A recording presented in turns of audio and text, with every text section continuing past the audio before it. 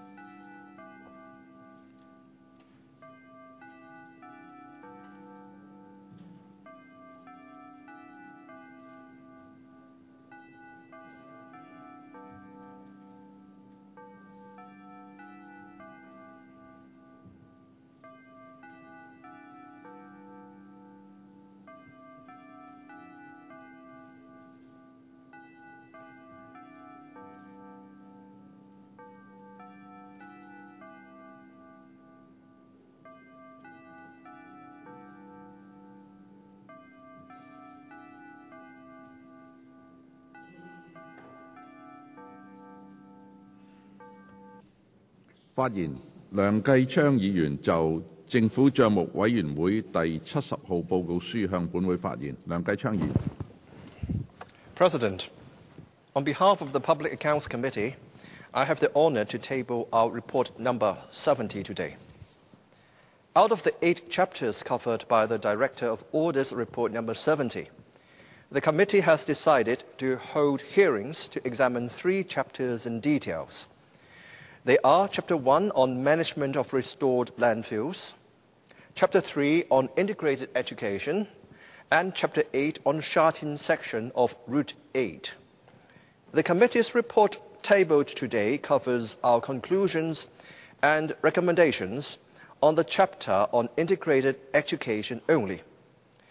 In view of the complexity of issues raised in the other 2 chapters, the committee has decided to defer a full report on these 2 subjects. The committee has also studied the other 5 chapters by asking the relevant bureau and departments to provide written replies to members' questions on how they addressed the inadequacies raised in the Director of Audit's report. The committee was satisfied with these replies and decided that no public hearing on these chapters was necessary. We would like to take this opportunity to express our appreciation to these bureau and departments in providing detailed replies to our questions. I will now highlight some of the committee's conclusions and recommendations on the chapter on integrated education. Students with special education needs refer to students who need special educational support because of learning or adjustment difficulties. According to the administration's classification, there are 9 categories of students with ZAN. Under the integrated education policy adopted since 1999 to year 2000 school year, all public sector ordinary schools are required to provide an accommodating learning environment for students with ZAN. Only students with more severe or multiple disabilities would be referred to special schools for intensive support services. In addition to regular subventions, the Education Bureau also provides all public sector ordinary schools with additional resources in the form of cash grant and additional teaching staff, professional support, and teaching training to help schools cater for students with ZAN. The committee notes that there was a 37% increase in the number of students with ZAN in the past 5 school years. In 2016 to 2017 school year, there was a total of more than 42,000 students with ZAN studying in public sector ordinary schools, representing about 7.8% of the total student population in these schools. EDB had spent more than 1.4 billion Hong Kong dollars on integrated education in that year. The committee expresses concern that the inadequacies identified in the Director of Audit's report have reflected that more resources are required for the effective implementation of integrated education. Noting that EDB is currently reviewing various measures, such as the Learning Support Grant, the Intensive Remedial Teaching Program, and the School-Based Educational Psychology Service.